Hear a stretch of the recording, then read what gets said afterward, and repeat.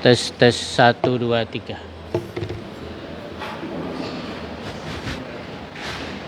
Tes. Assalamualaikum warahmatullahi wabarakatuh.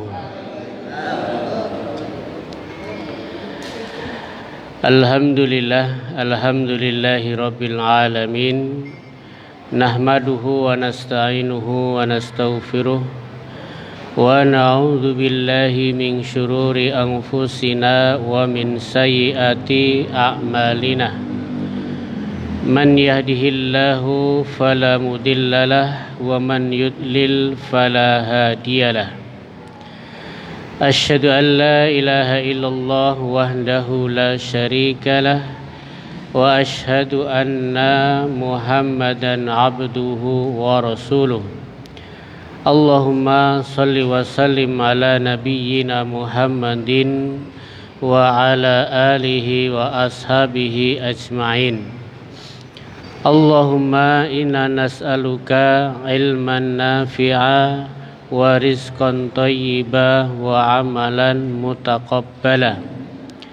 Allahumma anta rabbi la ilaha illa anta khalaqtani wa ana abduka wa ana ala ahdika wa wa'dika mastata'tu a'udzu bika min syarri ma sana'tu abu'u laka bi ni'matika alayya wa abu'u bi dzambi faghfirli fa innahu la yaghfirudz dzunuba illa anta. Hadirin jamaah salat maghrib yang dirahmati Allah Subhanahu wa taala. Alhamdulillah, segala puji hanyalah milik Allah Subhanahu wa taala. Malam hari ini kita masih diberi kenikmatan yang tidak bisa kita beli, tidak bisa kita ganti dengan apa yang kita miliki. Maka yang bisa kita lakukan hanyalah yaitu bersyukur dan beribadah kepada Allah Subhanahu wa taala sebagai bentuk wujud rasa terima kasih kita atas nikmat-nikmat yang diberikan kepada kita. Itu pun sebenarnya masih kurang ya. Syukur kita itu masih kurang. Salat dan salam tak lupa pula kita aturkan kepada junjungan Nabi kita Muhammad sallallahu alaihi wasallam, keluarga beliau, para sahabatnya, serta orang-orang yang istiqomah di jalannya sampai hari kiamat kelak nanti. Malam hari ini mari kita kembali membaca surat Al-Baqarah ayat yang ke-216 ya. Ya, sekarang 216. Al-Baqarah 216.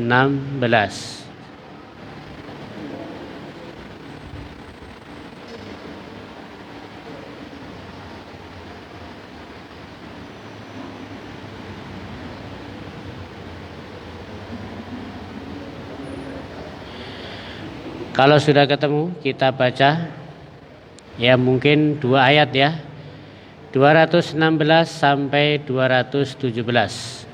Kita awali dengan bacaan ta'awudz bersama-sama. A'udzu billahi minasy syaithanir rajim. Bismillahirrahmanirrahim. Kutiba alaikumul qitalu wa huwa kurhul lakum wa asa an takrahu syai'aw wa huwa khairul lakum wa asa an tuhibbu syai'aw wa huwa syarrul lakum.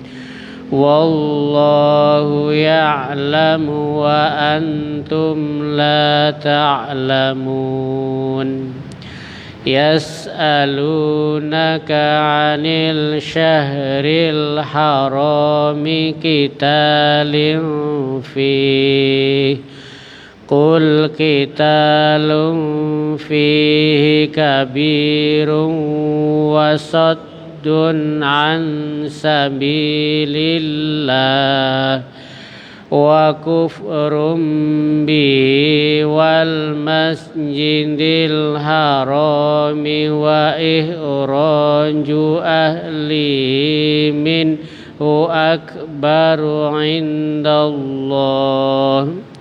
wal fitnatu akbaru minal qatl wala yazaluna yuqatilunakum hatta yaruddukum an dinikum in istata'u wa man yartadid minkum an dini fayamut wa huwa kafirun fa ulaika habitat a'maluhum fid dunya wal akhirah wa ulaika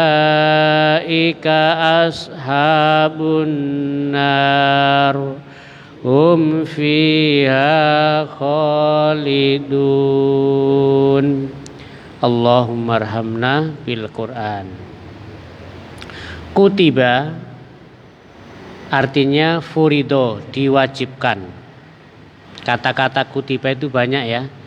Nanti ada lagi kutiba alaikumus syam, artinya diwajibkan atas kalian berpuasa, puasa Ramadan. Kurang berapa hari? Kurang 40 hari puasa ya.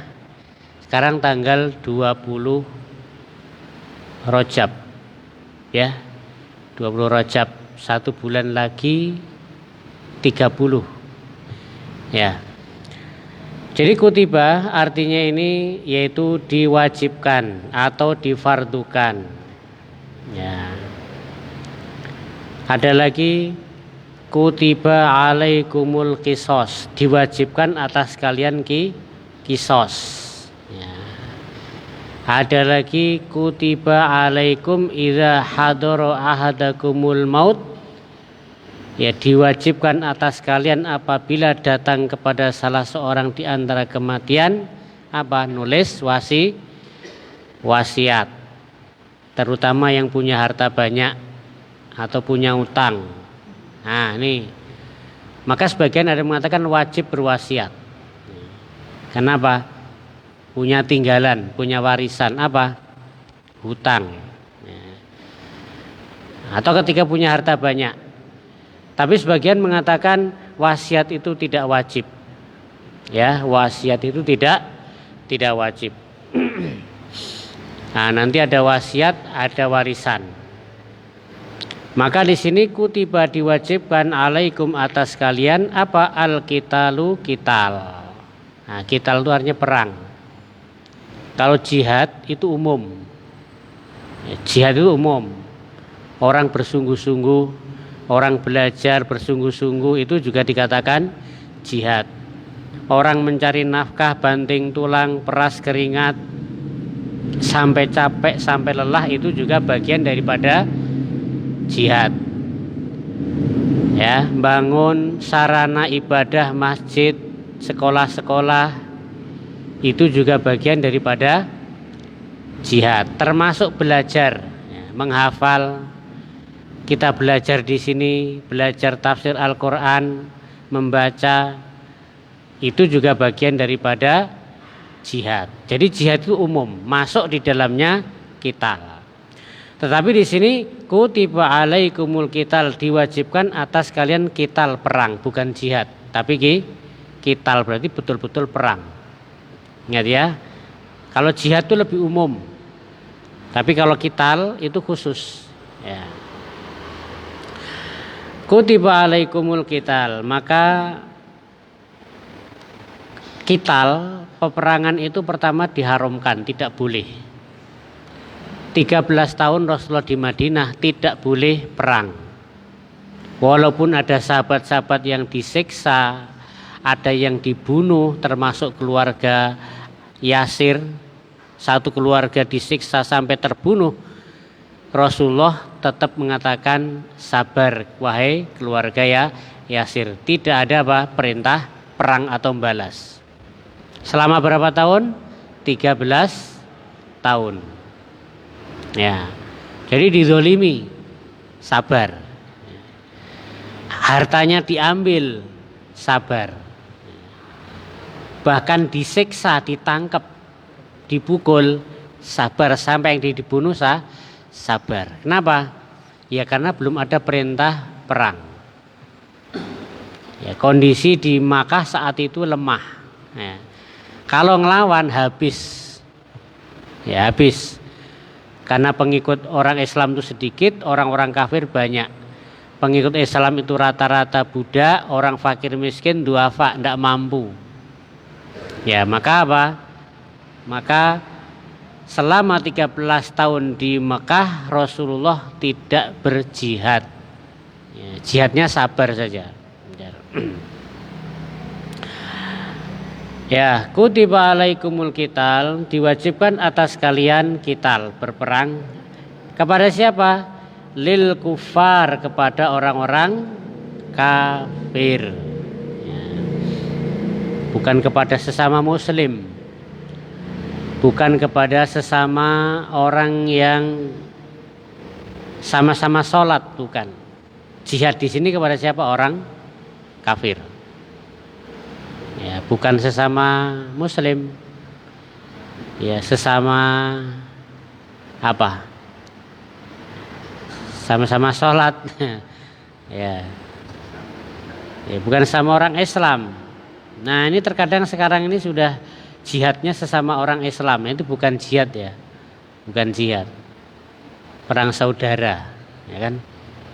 Perang apa lagi? Antar kelompok. Ya. Antar ormas, pernah enggak perang antar ormas nih? Ormas Islam perang, ya kan? Ormas Islam saling apa? Menghina. Sesama ormas Islam saling membubarkan pengajian, gitu ya. Nah, itu bukan bagian daripada jihad.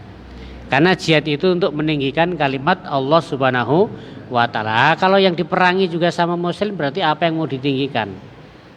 Ya. Maka di sini kutiba alaikumul qital, diwajibkan atas kalian qital, yaitu berperang lil kufar, kepada orang-orang kafir. Nah, fitnah permusuhan terjadi sesama muslim, terjadi saling bunuh secara orang beriman, itu dimulai pada zaman setelah terbunuhnya Khalifah Utsman bin Affan. Ya, khalifah yang menantu Rasulullah SAW. Ya, mulai saat itulah, setelah terbunuhnya Khalifah Utsman, siapa yang membunuh? Bukan orang kafir. Yang bunuh bukan orang Yahudi, bukan orang Nasrani, tapi siapa? Sesama muslim sendiri yang bunuh. Ya. Makanya pernah Rasulullah SAW itu bersabda, ketika datang Abu Bakar As-Siddiq, Rasulullah mengatakan Abu Bakar As-Siddiq adalah penghuni surga. Masuk lagi Umar bin Khattab, Rasulullah mengatakan Umar bin Khattab nanti dia termasuk orang yang syahid. Masuk lagi Utsman bin Affan, apa kata Rasulullah? Rasulullah mengatakan Utsman bin Affan akan syahid dan terzolimi. Dan memang Utsman itu nanti terzolimi di akhir hidupnya. Ya. Beliau itu diangkat menjadi khalifah, menjadi pemimpin, menggantikan Umar bin Khattab itu di usia 71 tahun. 71 tahun, belum ada yang 71 tahun sini. Belum ada. Utsman bin Affan jadi khalifah umur 71 tahun. Saat itu kan kandidatnya dua. Kalau tidak Utsman bin Affan, Ali bin Abi Thalib. Utsman bin Affan umur 71 tahun, Ali bin Abi Thalib umur 43 tahun. Pilih yang mana? Kalau secara ya. Tapi kenapa kok yang terpilih Utsman bin Affan yang sudah tua, bukan Ali bin Abi Thalib yang masih muda? Nah, kisahnya dulu kan Abdurrahman bin Auf itu jadi penengah ya. Jadi penengah. Dia yang menentukan. Maka kemudian dia bertanya, wahai Ali bin Abi Thalib, jika aku mengangkat engkau sebagai pemimpin, pertama, apakah engkau mau memimpin dengan Al-Quran dan Sunnah? Siap, aku siap memimpin Al-Quran dan Sunnah. Kemudian yang kedua, wahai Ali bin Abi Thalib, jika aku memilih engkau sebagai khalifah, apakah engkau mau meneladani dalam memimpin itu seperti Abu Bakar dan Umar bin Khattab? Ali bin Abi Thalib mengatakan tidak, saya punya cara sendiri. Maka kemudian Abdurrahman bin Auf mendatangi Utsman bin Affan. Sama pertanyaannya. Wahai Utsman bin Affan, apabila aku memilih engkau mau berpegang kepada Al-Quran dan Sunnah? Ya. Kemudian yang kedua, apakah apabila aku memilih engkau mau meneruskan meneladani Abu Bakar dan Umar? Ya, siap. Maka kemudian Abdurrahman bin Auf pun membaiat siapa? Utsman bin Affan. Nah, disitulah mulai terjadi fitnah. Ada seorang sahabat mengatakan bahwasanya apa? Pintu fitnah itu adalah Umar bin Khattab. Ketika pintu terbuka, maka fitnah akan masuk terus. Nah betul, ketika Umar bin Khattab itu meninggal karena dibunuh, maka setelah itu pun pintu-pintu fitnah masuk kepada umat Islam. Ya. Jadi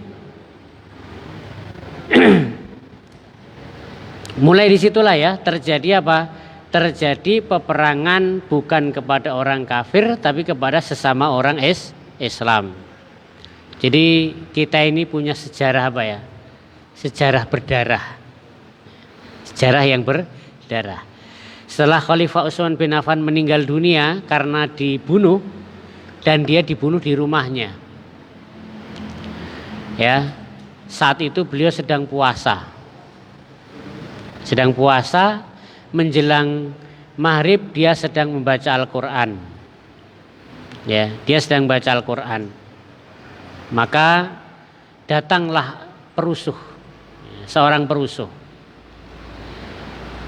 Namanya siapa?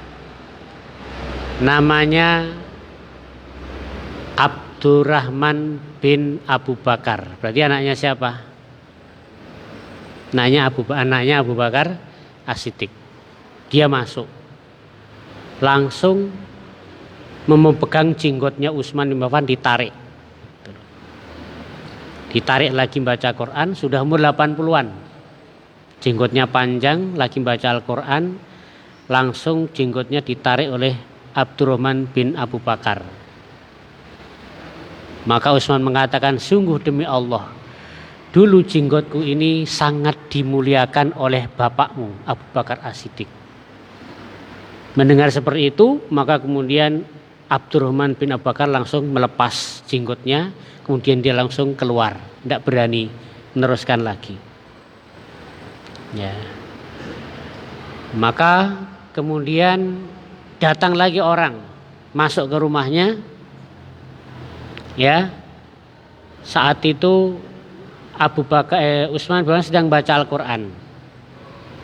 Maka ketika orang itu menimpas dengan pedangnya, ditangkis oleh Khalifah Utsman bin Affan sehingga jari-jarinya terputus. Maka Utsman mengatakan, demi Allah, dulu jari-jariku inilah yang pertama kali menulis Al-Quran. Ya.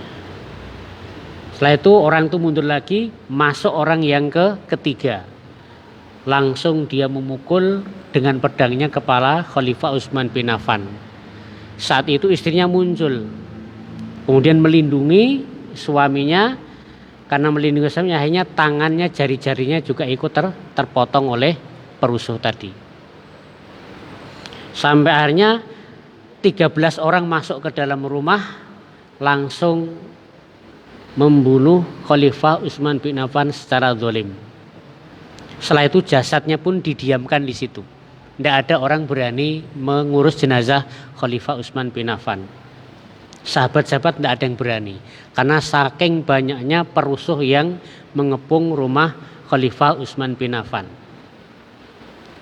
Akhirnya secara sembunyi-sembunyi, beberapa sahabat berhasil menyelinap dan membawa jenazah Khalifah Utsman bin Affan dan dikubur di tempat yang tersembunyi.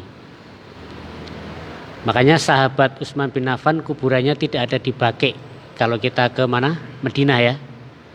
Di situ kan rata-rata kuburan sahabat situ kan. Nah, Khalifah Utsman bin Affan tidak sempat dikuburkan di situ karena khawatir terhadap perusuh-perusuh yang sangat banyak tadi. Ya. Itu pertama kali mulai muncul, dan itu yang bunuh bukan non muslim, orang kafir bukan, tapi sesama orang Islam. Makanya ketika Ali bin Abi Thalib mengirim anaknya Hasan Husain untuk menjaga rumah Khalifah Utsman bin Affan, sudah dijaga itu. Tapi Utsman kan pulang ke rumah kalian masing-masing. Aku tidak ingin Aku tidak ingin terjadi peperangan, pembunuhan sesama orang muslim. Akhirnya anaknya Ali bin Abi Thalib, Hasan Husain pulang lagi. Sehingga memang saat itu di rumah tinggal Khalifah Utsman dan istri berkeluarganya. Ya, sahabat-sahabat yang lain kemana saat itu? Nah, saat itu kebetulan musim haji. Jadi banyak sahabat-sahabat yang masih ada di Mekah. Dari Madinah pergi ke Mekah. Ya. Jadi memang momentum itu dimanfaatkan memang ketika Madinah sepi. Ya, sebagian sahabat itu lagi ke Mekah mengerjakan ibadah haji. Jadi Madinah memang sepi, termasuk sedikit sahabat-sahabat yang ada di Madinah. Itu mereka taktiknya seperti itu ya, cerdiknya seperti itu. Ya. Tapi ya, Khalifah Utsman bin Affan jasanya besar kepada umat Islam. Ya, infaknya, wakafnya, bahkan sampai sekarang wakafnya masih ada ya. Wakaf produktif. Dulu kebun kurma.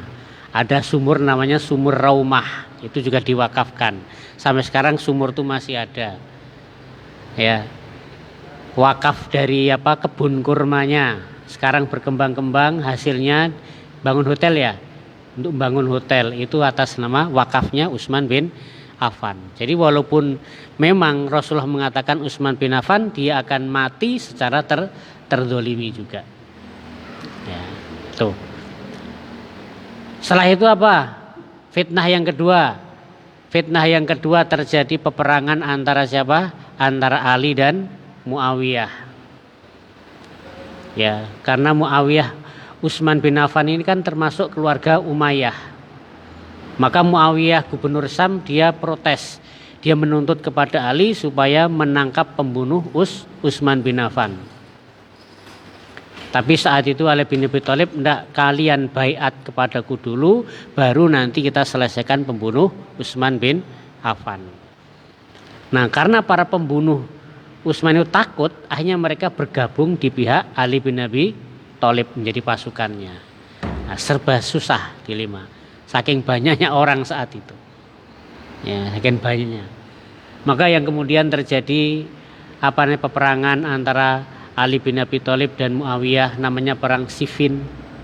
Ya. Dua pasukan bertemu sampai nanti akhirnya yaitu terbunuhnya Khalifah Ali bin Abi Thalib. Ya. Oleh Khawarij ya. Yang bunuh ini dulu adalah anak buahnya Ali bin Abi Thalib, pasukannya Ali bin Abi Thalib sendiri. Ya. Kemudian nanti setelah itu terjadi pembunuhan terhadap Husain cucu Rasulullah SAW di Karbala. Ya. Nah, itu sudah mulai fitnah. Ya. Nah, maka di sini kutiba alaikumul qital, diwajibkan atas kalian untuk berperang, tapi lil kufar, kepada orang-orang kafir. Maka beberapa sahabat ketika terjadi fitnah seperti itu, seperti Ibnu Umar, Ibnu Abbas, Sa'ad bin Waqqas, dia tidak mau ikut-ikutan.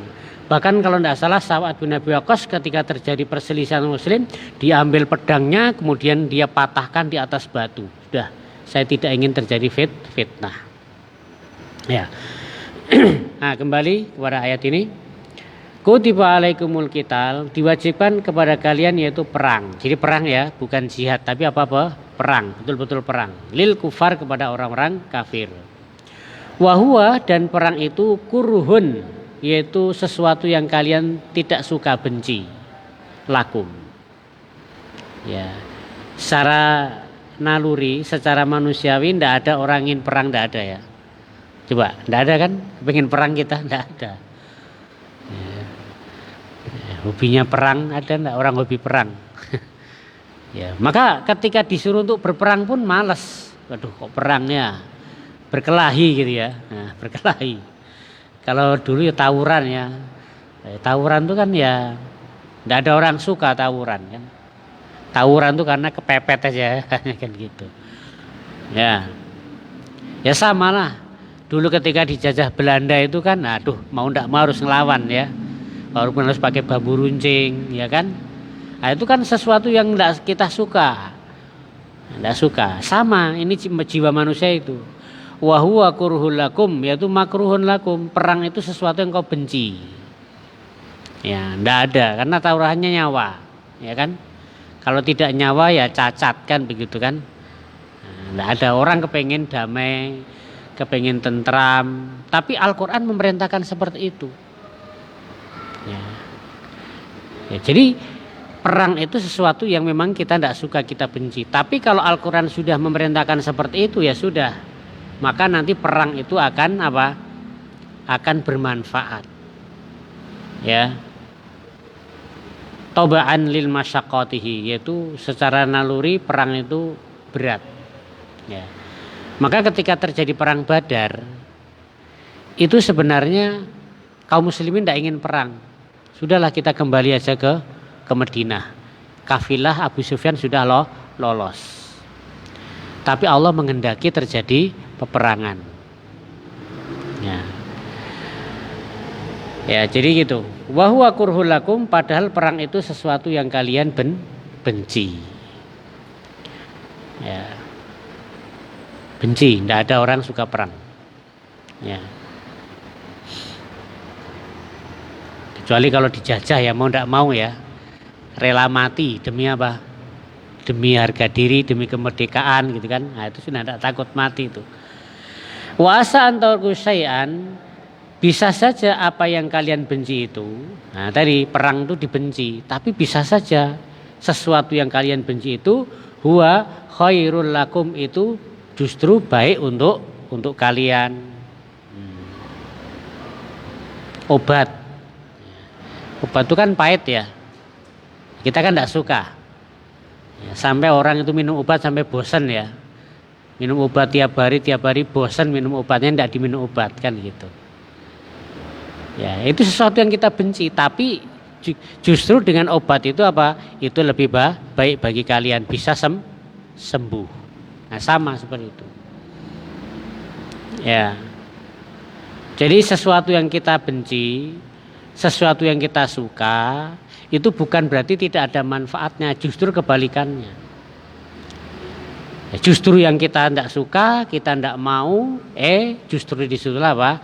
Manfaat yang sangat besar. Ya. Ya. Nah, termasuk kalau di sini konteksnya adalah yaitu perang. Karena apa? Salah satunya apa? Salah satunya misalnya orang berangkat berperang. Ya, perang yang betul ya, perang terhadap orang kafir maksudnya ya. Dan perang kepada orang kafir ini kepada orang yang memang memerangi. Kan tidak boleh semua orang kafir diperangi. Orang yang tidak memerangi tidak boleh diperangi. Dia baik sama kita, tidak pernah memusuhi, ya sudah tidak boleh diperangi. Yang diperintahkan diperangi ini adalah orang-orang yang memang memerangi umat Islam, seperti orang kafir Mekah. mereka mengambil harta kaum muslimin, mereka menyiksa, mereka membunuh, bahkan mereka mengusir Rasulullah Shallallahu Alaihi Wasallam. Nah, itulah orang-orang kafir yang disuruh untuk diperangi. Tuh ya. Jadi jangan salah paham, semua orang kafir harus diperangi, bukan, salah. Ya, termasuk keutamaannya apa? Ada 6 keutamaannya ketika dia itu orang berperang. Ya. Misalnya apa? Dalam hadis itu ada 6. Pertama, ketika darah itu jatuh di medan perang, maka mulai terjatuhnya darah itu seluruh dosa-dosanya diampuni. Begitu darah jatuh, kena panah atau kena tombak gitu ya, maka apa? Sudah darah dosa-dosa yang lalu telah diampunkan. Ya.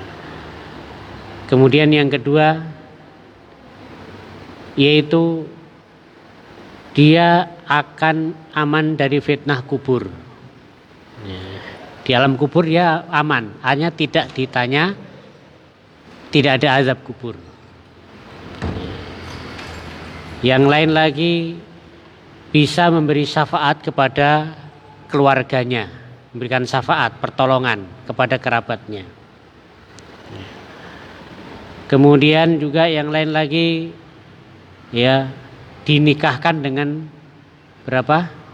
72 bidadari. Nah, keutamaannya, maka ini sesuatu yang dibenci. Tapi di situ ternyata banyak manfaatnya. Wa asa an tuhibbu syai'an wa huwa syarrul lakum, dan bisa jadi apa yang kalian cinta, apa yang kalian suka itu justru itu buruk bagi kalian. Yaitu ada mudarat bagi kalian. Ya. Yaitu ketika apa? Ketika kita suka dengan sesuatu yang menyenangkan syahwat. Hura-hura. Tes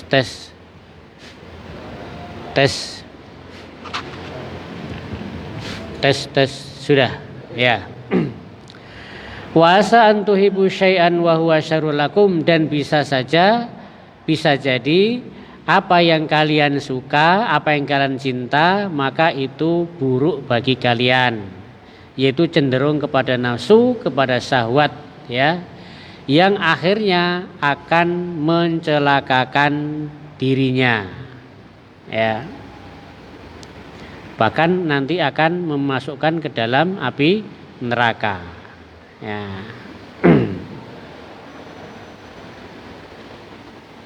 Ya, jadi seperti itu.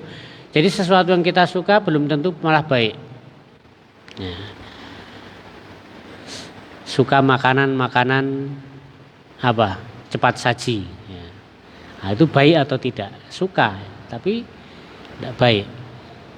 Ya. Males-malesan, ya kan? Tidak mau sholat, tidak mau ngaji, itu kan enak ya. Enak duduk-duduk, ya kan, nonton TV. Misalnya habis maghrib kan pulang ke rumah, ya kan, duduk-duduk ngopi sambil makan apa, gorengan, ya, nunggu sholat isya. Tapi yang dilihat apa? TV kan, gitu, hiburan kan, seneng gitu kan, nah seneng. Sambil nunggu sholat isya ya. Nah, itu sesuatu yang kita suka, tapi belum tentu itu malah baik, bahkan menjadikan mandorot. Nah, kebalikannya, duduk habis maghrib sampai isya seperti ini, aduh males, capek gitu kan, enaknya tidur istirahat. Nah, tapi justru disitulah apa namanya, sesuatu yang bermanfaat bagi kita. Wallahu ya'lamu, dan Allah itu mengetahui, ya, wallahu wa antum la ta'lamun, dan Allah itu mengetahui apa-apa yang tidak kalian ketahui, ya. Makanya syariat itu semuanya baik bagi kita, walaupun menurut kita itu tidak baik, tapi kalau itu datang dari Allah berarti ada manfaatnya, ya. Kenapa kita dilarang minuman keras, dilarang judi, dilarang minum khamr, dilarang berzina? karena itu pasti ada madorotnya dan Allah yang lebih tahu, kita tidak tahu, ya, gitu. Ya. Wa arsalan nabiyyu awwala sarayahu. Ayat berikutnya ya. Ketika Rasulullah SAW mengirim Sariyah itu kelompok tentara yang kecil. Wa alaiha Abdullah bin Jahas, dan di situ ada salah satunya adalah Abdullah bin Jahas, ya. Faqatilul musyrikin, maka mereka pun memerangi orang musyrik. Ya. Faqatalu Ibnal Hadrami, maka kemudian kaum muslimin ini membunuh seorang kafir namanya Ibnu Hadrami. Akhira yaumi min Jumadil akhir, yaitu pada akhir hari Jumadil akhir. Ya. Faltabas alaihim, maka kemudian apa? Orang-orang mencela mereka. Ya. Mengejek mereka, mencela mereka. Kenapa? Jumadil akhir atau Jumadil akhir, setelah Jumadil akhir apa? Bulan Rajab. Bulan Rajab kan bulan haram, tidak boleh berperang. Nah, ini ketika Rasulullah mengirim bala tentara ini, ternyata di bulan Rajab, bulan-bulan akhir, ya. Nah, ada yang mengatakan sahabat itu lupa hari, ternyata ini sudah Rajab, padahal dikira masih Jumadil akhir, dikira masih Jumadil akhir, tapi masih sudah masuk bulan Rajab. Bulan Rajab kan tidak boleh perang, ya. 4 bulan, ya, Rajab, Dzulqa'dah, Dzulhijjah dan Muharram. Bahkan orang-orang Mekah dulu, orang-orang Arab, ketika mereka sedang berperang, masuk bulan Rajab mereka berhenti total. Sudah. Nunggu setelah Rajab apa? Sa'ban mulai perang lagi. Sa'ban, Ramadan, Syawal perang. Nanti Dzulqa'dah berhenti lagi. Dzulqa'dah, Dzulhijjah, Muharram. Nah, ini ada kasus. Jadi kaum muslimin memerangi orang-orang musyrik, bahkan membunuh Ibnu Hadrami. Ya. Dan itu sudah menjelang akhir-akhir bulan Jumadil akhir, berarti sudah masuk bulan Rajab, tidak boleh, ya. Ya, maka orang-orang kafir mencela, ini orang muslim gimana nih? Orang muslim telah melanggar aturan, orang muslim telah melanggar bulan hormat. Maka turun ayat yang berikutnya ini, ayat 216. Yas'alunaka 'anis syahril haram, mereka bertanya kepadamu tentang bulan haram, yaitu Muharram. Ya, bulan 4 tadi. Jadi bulan ini sudah ada sebelum Islam. Ya, nama bulan tadi. Kita linfih, yaitu berperang di bulan tersebut.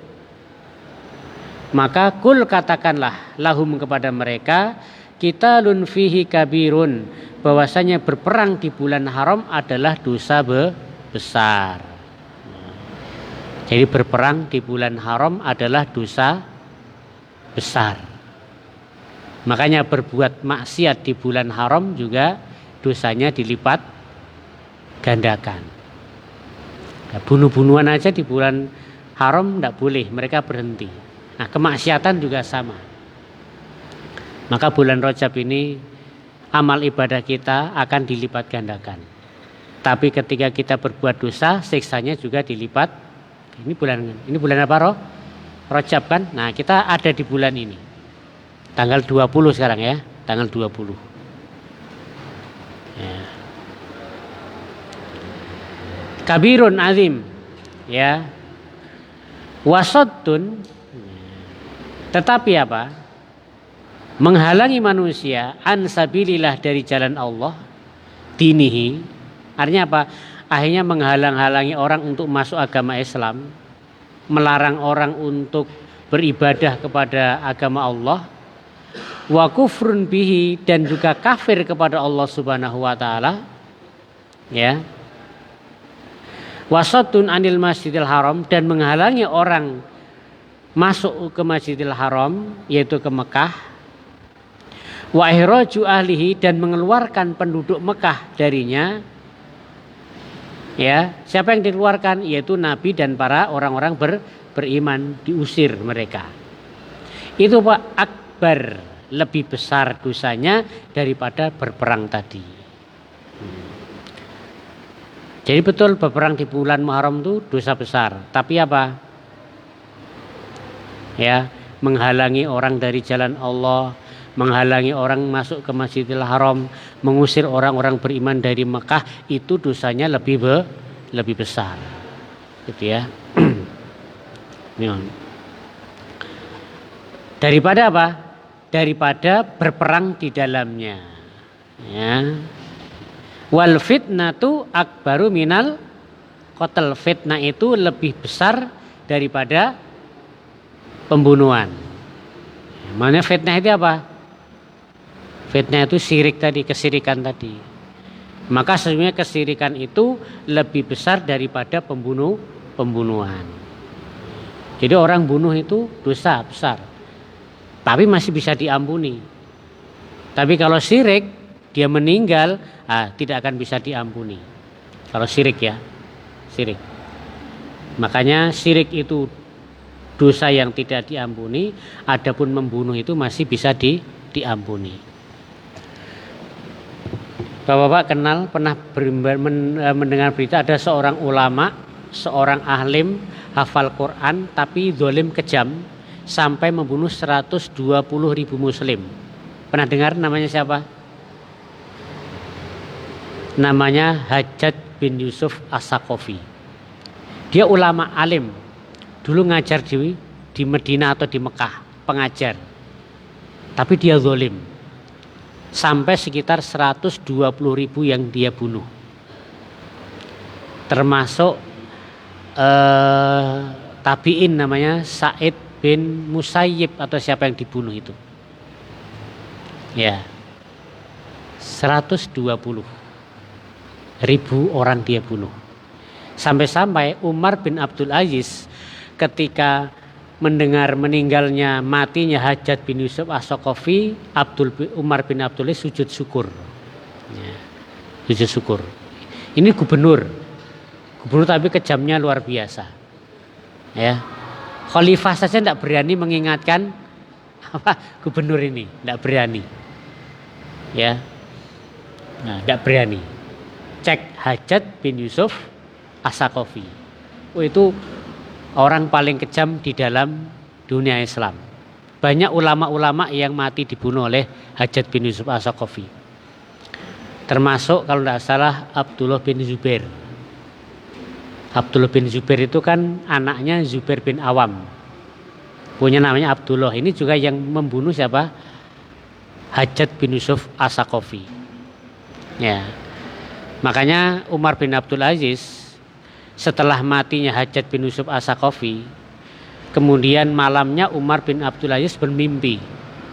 Beliau bermimpi bahwasanya Hajjaj bin Yusuf As-Saqafi ini disiksa oleh Allah, yaitu dengan cara dibunuh sebanyak dia membunuh orang berapa? 120.000 tadi, dengan cara dia membunuh itu disiksa. Bukan hanya 100, berapa? 120.000 umat Islam yang dibunuh. Setelah itu apa? Dia diampuni. Ya. Maka para ulama mengatakan kalau Hajjaj bin Yusuf As-Saqafi saja diampuni, optimis umat Islam itu akan diampuni. Ya. Apalagi yang tidak pernah bunuh ya. Bunuh 120.000 orang aja diampuni. Tapi dibalas dulu. Dibunuh sebanyak 120.000 kali. Ya. Di akhirat nanti. Tapi jasanya luar biasa. Jasanya. Kalau kita baca Al-Quran, pas ya. Kalau kita baca Al-Quran, itu pahala mengalir kepada Hajjaj bin Yusuf As-Saqafi. Kenapa? Yang memberi harokat, fatah, tanwin, kasroh, dhamma itu Hajjaj bin Yusuf As-Saqafi ini. Pas ya. Nah, sudah. Kita akhiri dengan doa kaum majelis. Subhanakallahumma rabbana wa bihamdika asyhadu an la ilaha illa anta astaghfiruka wa atubu ilaik. Assalamualaikum warahmatullahi wabarakatuh.